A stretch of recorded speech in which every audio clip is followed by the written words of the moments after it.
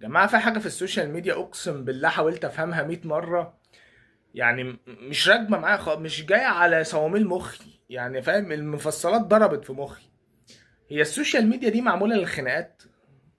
بتكلم جد والله. يعني أنا أفهم زمان إن الفيسبوك ده أول ما طلع كان آخرنا عليه بالكتير قوي تنزل صورة، مش عارف عارف أنت كان زمان إيه كمان شغل الأدعية، اللي هي ايه، وتلاقي تخش على الفيسبوك مثلا بتاع والدك ولا حاجه ولا راجل ناس كبيره، تلاقي ايه، ادعيه ادعيه ادعيه ادعيه، فاهم انت، عارف انت الشغل ده.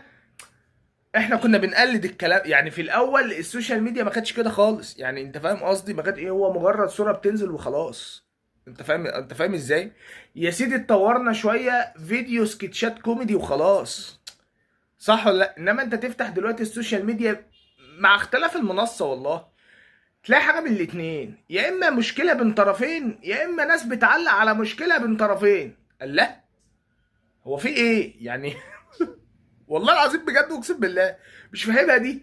يعني مش عايز اذكر اسماء، بس فلان وفلان لهم متخانقين وبيف داير. هو انا بقى عايز اسال سؤال، اللي دخل واتفرج وضيع من وقته استفدت ايه؟ يعني انت استفدت ايه ان انت تدخل تشتم ده في الكومنتات وبعد كده تدخل تشتم ده في الكومنتات؟ فاهم حاجه؟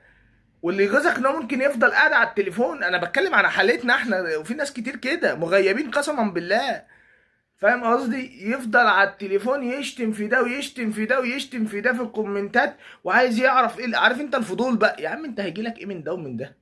وبنكتشف في الاخر ان هو حوار الاتنين عاملينه. انت فاهم ازاي، وانت الاراجوز الاهبل بقى اللي داير عليك الحوار ده، انت الريتش بتاعهم. يا عم اقعد، فاهم. وبعدين ايه، يبقى قاعد على الشاشه مثلا ايه 5 6 ساعات وما صلاش، وتيجي تقول له قوم يا تصلي يا دي يا جلان في يالا، يرد عليك ويقول لك طب دلوقتي، يعني ايه الصلاه ال5 دقايق؟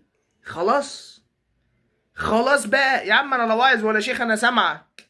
احنا ما يعني مقامنا مقام الشيوخ اعلى مننا بكتير، نتمنى نوصل لمقامهم ونفهم فهمهم، فاهم قصدي. بس يعني ده بالعقل يعني، فاهم.